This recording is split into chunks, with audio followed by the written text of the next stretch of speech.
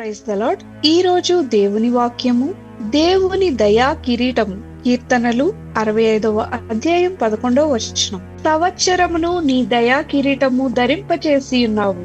మనందరి జీవితాలలో దేవుని దయా కృప నిరంతరం వెంబడిస్తున్నాయి.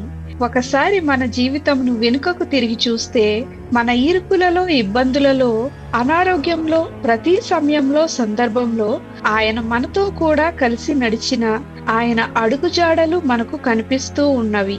ఇన్నేళ్లు మనము జీవించుటకు మనకు ఒక నూతన సంవత్సరమును, దయా కిరీటమును ధరింపచేస్తూ ఉన్నాడు. దేవుడు ఇచ్చిన ఈ సమయమును దేవుని కొరకు ఉపయోగిద్దాము. ప్రార్థన. ప్రభువైన యేసు, నీవు ఇచ్చిన జీవితాన్ని నీ కొరకై బ్రతకడానికి మాకు సహాయం చేయమని యేసు నామములో అడుగుచున్నాము తండ్రి. ఆమేన్.